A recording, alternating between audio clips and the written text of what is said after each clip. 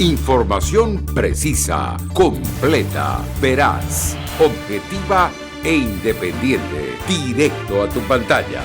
Voz de América en RCR 750.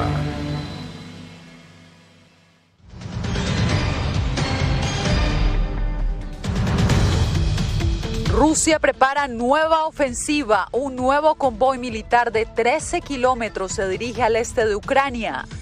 Autoridades de Mariupol contabilizan más de 10.000 civiles muertos.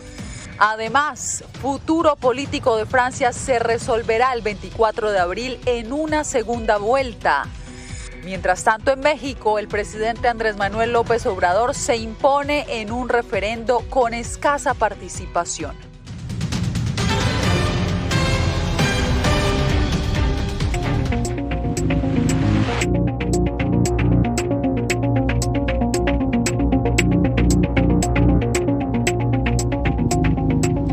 Bienvenidos, aquí comienzan las noticias en El Mundo al Día. Rusia estaría preparando una nueva etapa de la invasión que inició hace 47 días en Ucrania. Imágenes satelitales muestran un imponente convoy militar de 13 kilómetros de largo dirigiéndose al este de ese país. Philip Crowder de la agencia de noticias AP nos reporta desde Leópolis. Rusia parece estar haciendo un esfuerzo renovado para ganar la superioridad aérea antes de una nueva ofensiva amplia en el este de Ucrania. Moscú afirma que destruyó varios sistemas de defensa aérea durante el fin de semana, incluidos algunos lanzadores proporcionados por un país europeo al que no identificó. Eslovaquia le dio a Ucrania ese mismo armamento la semana pasada, pero negó que haya sido destruido. El no haber logrado control total de los cielos de Ucrania ha obstaculizado la capacidad de Moscú para proporcionar cobertura aérea a las tropas en tierra, limitando así sus avances y exponiéndolos probablemente a mayores pérdidas. Ahora Rusia se está reagrupando para lanzar una nueva ofensiva en la región oriental de Donbass, ahí donde los separatistas respaldados por Moscú han estado luchando contra las fuerzas ucranianas desde 2014 y han declarado estados independientes. Ambos bandos se preparan para lo que podría ser una devastadora guerra de desgaste. Mientras tanto, el presidente ucraniano Volodymyr Zelensky suplica más ayuda occidental y dice que sus fuerzas necesitan una mayor potencia de fuego para resistir el ataque que se avecina y hacer retroceder a las fuerzas rusas. Philip Crowder, Voz de América, Leópolis. Y mientras los cancilleres de la Unión Europea analizaron este lunes nuevas acciones contra Rusia, el alcalde de Mariupol confirmó que unas 10.000 personas han perdido la vida a causa de la guerra en esa ciudad. Laura Sepúlveda nos amplía. Una nueva caravana militar rusa de casi 13 kilómetros de largo sigue su camino hacia Donbass, ciudad ubicada en la zona este del país. También se ve movimiento militar a las afueras de Mariupol, ciudad en la que más de 10.000 civiles habrían muerto en febrero, según informó su alcalde. El presidente ucraniano se pronunció al respecto. Mariupol está destruida, hay decenas de miles de muertos, pero aún así los rusos no detienen la ofensiva. Quieren hacer de Mariupol un ejemplo. La Unión Europea avanza en la evaluación de futuras medidas contra Rusia, por lo que califican como una amplia violación de la ley internacional. Medimos el impacto que estas sanciones están teniendo en la economía rusa y continuamos discutiendo para ver qué más se puede hacer. Nada está fuera de la mesa, incluidas las sanciones sobre el petróleo y el gas, pero hoy no se tomó ninguna decisión. Delegados de diferentes naciones han visitado Ucrania, entre ellos el primer ministro del Reino Unido, seguido del canciller de Austria, quien asegura haber confrontado al presidente ruso en un encuentro no amistoso en el que le habría destacado la importancia de llevar a la justicia a perpetuadores de los crímenes registrados. Naciones Unidas, sumándose a labores diplomáticas, expuso hoy su preocupación por delitos sexuales y violaciones que han sido reportados en Ucrania. La directora de ONU Mujeres destacó la importancia de una investigación independiente y alertó sobre el riesgo de un aumento del tráfico humano a causa del conflicto. Laura Sepúlveda, Voz de América. Y hablando de denuncias, una muy importante hizo el embajador de Ucrania ante el Consejo de Seguridad de la ONU. Vamos con Ángela González desde Nueva York, quien nos tiene los detalles. Ángela, ¿de qué se trata? Yasmín, se habla de que al menos 120.000 niños ucranianos habrían sido llevados de Ucrania a Rusia para posiblemente ser dados en adopción, algo que justamente el director de la Oficina de Emergencias de la UNICEF dijo estar investigando. Escuchemos. Escuchamos lo mismo y aún no tenemos el acceso que necesitamos ni los papeles que necesitamos revisar y verificar para poder asistir. Y estamos investigando cómo podemos ayudar con eso. Y también se habla de que en estos informes cerca de 900 escuelas estarían siendo dañadas debido al conflicto, que también 5.700.000 niños estarían afectados por la guerra, y justamente una resolución humanitaria que está siendo promovida por Noruega en el Consejo de Seguridad podría llevar no solo ayuda humanitaria, sino también conseguir fondos para la reconstrucción de instituciones escolares. Por ahora se sabe que una gran parte de los niños refugiados comienzan a recibir clases remotas. Yasmín. Ángela González, muchas gracias por el reporte. El presidente Joe Biden instó este lunes al primer ministro de India, Narendra Modi, a abandonar su neutralidad respecto a la invasión rusa en Ucrania. Jacopo Luzzi, ¿cómo terminó la conversación entre ambos líderes?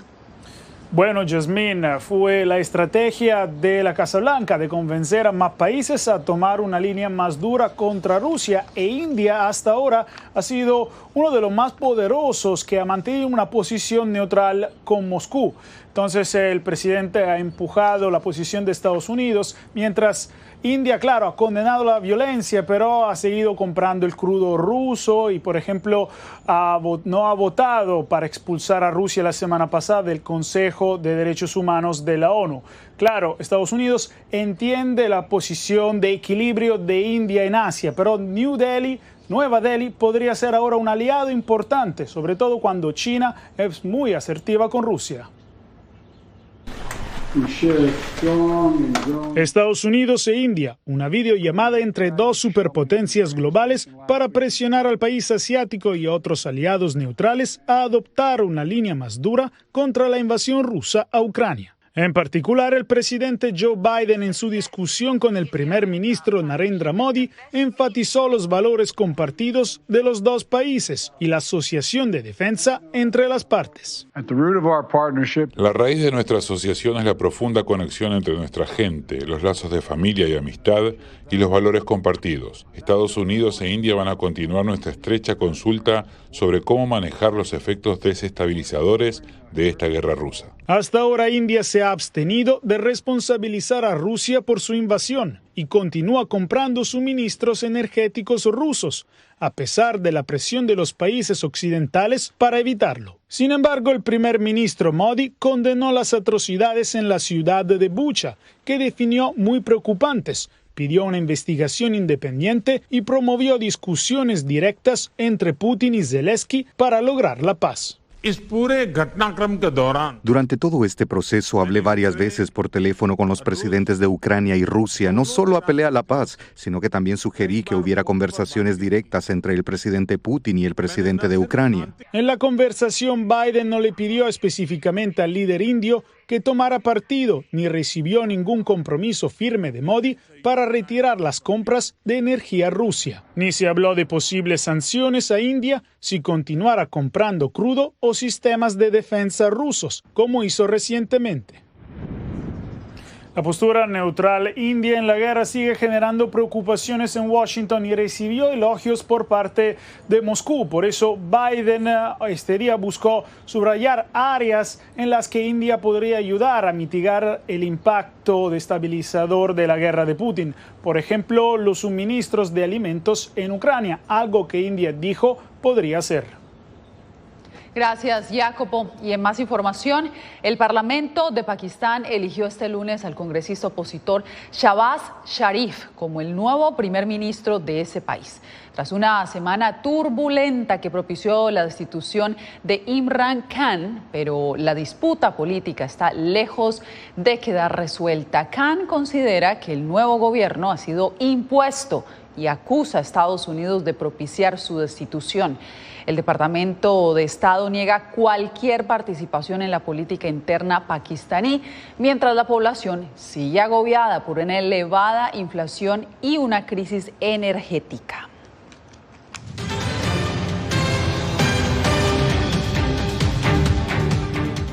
Mientras migrantes que están a punto de cruzar la frontera hacia Estados Unidos han reaccionado a las medidas recién adoptadas por el gobernador de Texas para contener el flujo de migrantes que se prevé llegará tras la derogatoria del título 42. Víctor Hugo Castillo nos informa desde McAllen, Texas. Los 3.000 migrantes que viven en un campamento improvisado de Reynosa y que tienen como meta llegar a Estados Unidos se han enterado de que el gobernador de Texas, Greg Abbott, ha desplegado militares para contrarrestar un flujo masivo de migrantes. Más riesgo en todo, irse a lugares más largos y sobre todo pues se los hace más difícil la pasada. Con el artículo 42 que ha puesto la ley el presidente John Biden es bueno, pero que los ayude. La Guardia Nacional de Texas realiza ejercicios antimotines en varios puntos de la frontera para responder a las incursiones migratorias masivas que las autoridades estatales prevén luego del anuncio del presidente Biden de poner fin a las expulsiones por el título 42. Estamos esperando para que los den un reentre, para entrar a Estados Unidos a trabajar. Pero el gobernador Abbott tiene planes de enviar directamente a Washington en autobuses a los migrantes que crucen de manera irregular. Los enviaremos al Capitolio de los Estados Unidos, donde la administración Biden podrá abordar de manera más inmediata las necesidades de las personas a las que les permite cruzar nuestra frontera.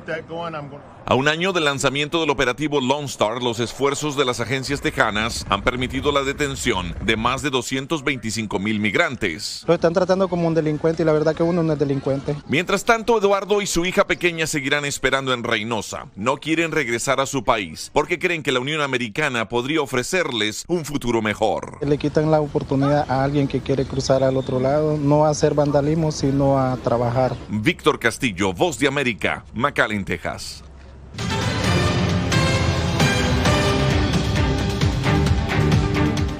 Los franceses acudirán nuevamente a las urnas el próximo 24 de abril, después de que Emmanuel Macron y la ultraderechista Marine Le Pen triunfaran en la primera vuelta de las elecciones presidenciales en ese país. José Pernalete nos informa.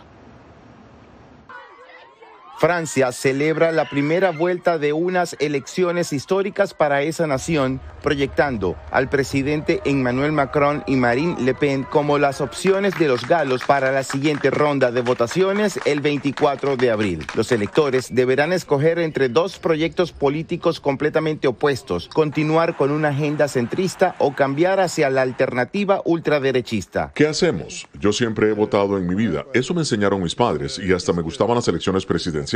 Pero es cierto que este año lo he abandonado por completo y de hecho creo que la gente está desilusionada. Estamos de vuelta en la misma situación que hace 5 años y ya está. Y en tiempos de crisis, ¿es bueno cambiar de presidente? Creo que Marine Le Pen no está apta para ser presidenta de la República, pero esa es mi opinión. Macron obtuvo más del 27% de los votos registrados sobre Le Pen, quien alcanzó el 23% cuando se había escrutado el 97% de los sufragios. Quiero una Francia que traiga progreso para todos, para nuestros mayores y para nuestros jóvenes, para los trabajadores, para las familias, para las mujeres y especialmente para las madres solteras, para los precarios. El resultado nos permite llegar a la segunda vuelta sin haber perdido la serenidad, la calma, la determinación, la convicción absoluta de que podemos ganar esta elección presidencial. Creo que los resultados de ayer lo demuestran ampliamente. En Francia solo es posible un periodo presidencial de reelección. En 20 años no se ha revalidado a algún presidente en ese país. José Pernalete, Voz de América. México vivió este domingo una jornada electoral inédita, pero que generó un escaso interés por parte de la ciudadanía. De 92 millones de mexicanos con derecho a votar en el referendo presidencial, solo sufragaron poco más de 17 millones. Javier Egar con los detalles desde Ciudad de México. Es un honor estar con Obrador. Es un honor estar con Obrador. Así reaccionó la dirigencia del partido oficialista ante la baja participación en las urnas durante una consulta de revocación de mandato impulsada por Morena. Pero la oposición dice que se llevó la victoria. El pueblo de México no respaldó este ejercicio.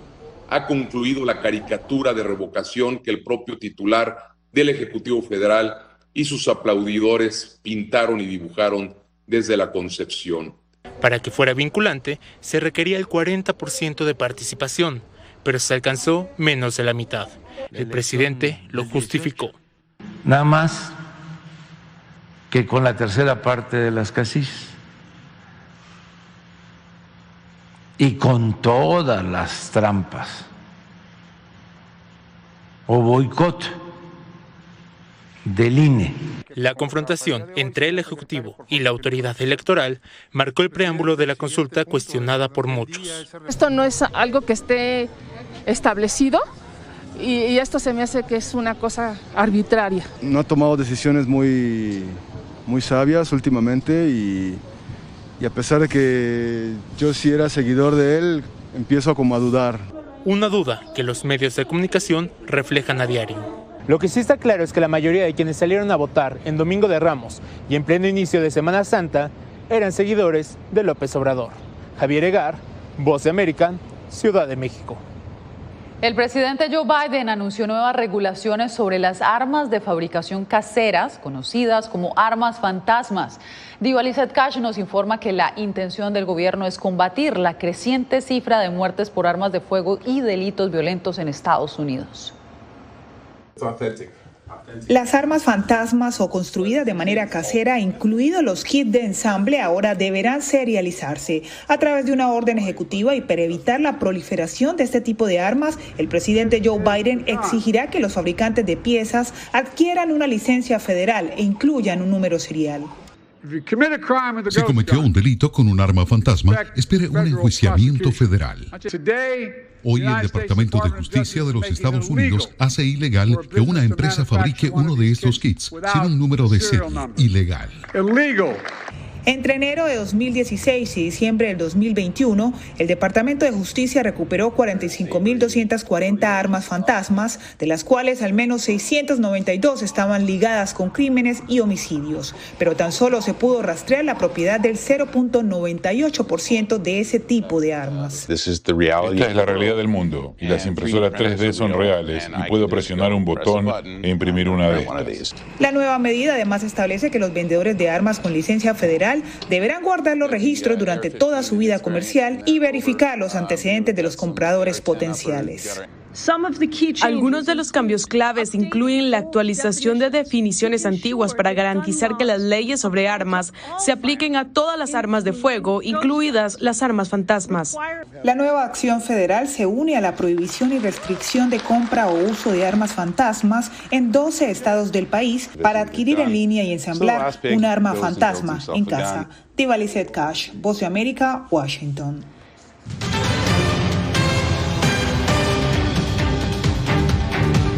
En Venezuela denuncian que el gobierno está bloqueando el acceso de los ciudadanos a las páginas informativas.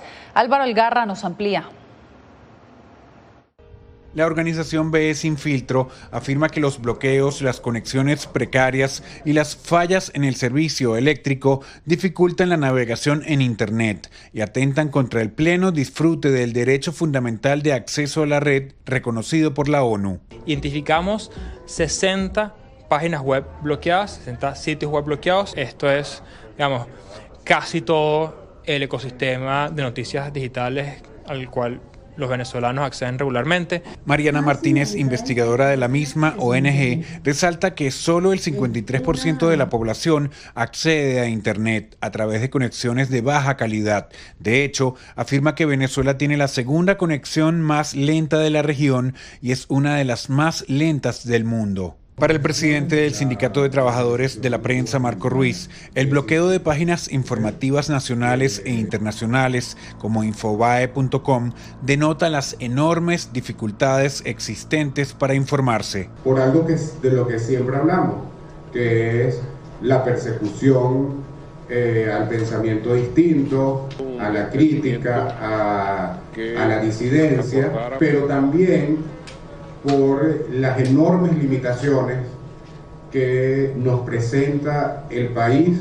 Sin embargo, de acuerdo con distintos funcionarios de la actual administración, en el país se han registrado avances en materia de derechos humanos y existe plena libertad de expresión.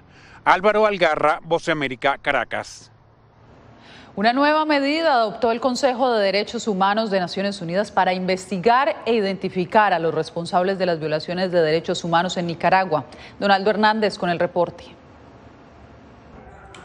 Juan Carlos Arce, dedicado hace más de 20 años a la defensa de los derechos humanos en Nicaragua, fue uno de los primeros en respaldar la decisión del Consejo de Derechos Humanos de las Naciones Unidas de crear una comisión de 3 expertos que investigarán la violencia estatal en los últimos 4 años en el país centroamericano. Este mecanismo ha sido el resultado de la presión de diferentes organizaciones y de las mismas víctimas. Organizaciones internacionales como Human Rights Watch también han celebrado que el organismo más importante del mundo ponga el foco sobre Nicaragua. Actualmente en Nicaragua hay una dictadura brutal que reprime de forma sistemática los derechos humanos de la población. Juan Papier, quien es investigador de Human Rights Watch, duda que el gobierno de Daniel Ortega permita el ingreso de la Comisión de las Naciones Unidas. Ortega se ha cerrado el escrutinio internacional a los foros internacionales como la OEA, no colabora con Naciones Unidas. Human Rights Watch y los organismos de derechos humanos nicaragüenses creen que hay otras formas de investigar la situación de los derechos humanos. Existe suficiente información documental y suficientes víctimas fuera del territorio nicaragüense porque Ortega se encargó de expulsarlos, de obligarlos a desplazarse, que podrán brindar su testimonio.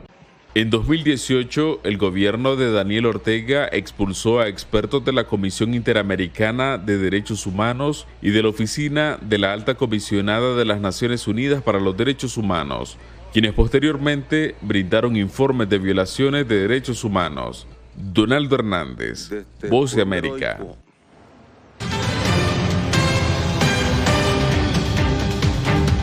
Latinoamérica es una de las regiones que sufre en mayor medida los efectos de la crisis climática. Estudios recomiendan a los gobiernos unificar criterios para evitar consecuencias dramáticas. El último informe de las Naciones Unidas destaca la preocupación frente a la migración climática, un fenómeno que ha provocado 13 millones de desplazados en todo el mundo. Entre las regiones más afectadas está Centroamérica, de acuerdo con la directora para Asuntos Latinos de la organización Climate Power, Antonieta Cádiz. Tenemos este corredor seco de Centroamérica que ya está desplazando a miles de personas hacia el norte. ¿Por qué? Porque no tienen cómo cultivar, no tienen trabajo, no tienen cómo mantener a sus familias. También se calcula que los eventos relacionados con la crisis climática se han cobrado más de 312.000 vidas en América Latina y más de 277 millones de personas han sufrido las consecuencias entre 1998 y 2020. Esta mortalidad se ve especialmente acentuada en países en desarrollo que tienen menos capacidad para ajustar sus infraestructuras y mitigar los climas extremos, según el presidente del Instituto de la Red Global de Energía, Peter Mason. En el informe se señala que ocurren 15 veces más muertes en los países en desarrollo que en los del primer mundo porque no tienen las medidas para ser resilientes o para ser capaces de responder a las consecuencias del incremento del calor y las inundaciones. Desde las Naciones Unidas se insiste en fomentar políticas comunes contra el cambio climático porque, de lo contrario, nos enfrentamos a un punto de no retorno. Alex Segura, Voz de América, San Diego. De esta manera llegamos al final de esta emisión. Gracias por comenzar su semana informándose en El Mundo al Día. Les informó Yasmín López. Nos vemos nuevamente mañana.